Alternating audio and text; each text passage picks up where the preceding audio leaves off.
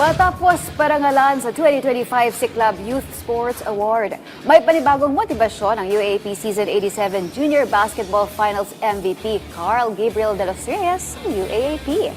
May report si teammate Jamaica Bayaka. Buo ang determinasyon ni Carl Gabriel de los Reyes ng University of the East na muling makapagbibigay ng karangalan sa kanyang team sa UAAP Season 88. Matapos makasama sa Gilas Youth Under 16 at maging bahagi ng national team pool ang 6'4" forward, nakakuha siya ng mahalagang karanasan bilang MVP sa 2025 FIBA Asia Cup Siaba Qualifiers. Mas maigi at maghahanda po kami ng mas mabuti at yung mga ibang schools po ay naghahanda din. Hindi po biro yung mga kalaban namin din. Siguro po binubuo po namin ng chemistry, nagbubuo po kami ng chemistry at discipline lang po kami at trabaho lang po pala. As a student athlete, pinasok mo po yung mundo ng student athlete. Kailangan mo po i-balance.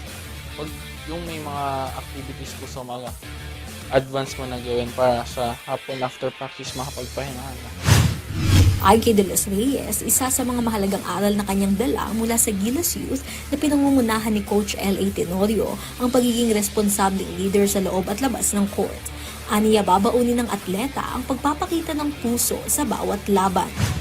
Thankful din po sa Piccola Coach L.A. sa pagpili sa akin at sa pagbigay ng tiwala sa akin para kunin ang si Gilas. Sobrang grateful po na naging coach ko si Coach Eli. Siyempre po, kaya naman po si Coach Eli sa larangan ng basketball. Siyempre po, tuwang-tuwa po ako na naging coach ko siya. Masasabi ko po na bawat game, ginagawa po namin at ginagawa para mapakita yung puso namin sa bawat laro. Target ni Carl ang back-to-back MVP title kaya't focus ang grade 11 student sa kanyang pagsasanay para makasabay sa mga veteranong manlalaro. Magsisimula ang kanilang kampanya sa senior high school tournament sa susunod na taon. Mag-prepare po ako para sa season namin sa UAAP. Yun lang po, mag-prepare po para sa UAAP. Jamaica Bayaka para sa Atletang Pilipino, para sa bagong Pilipinas.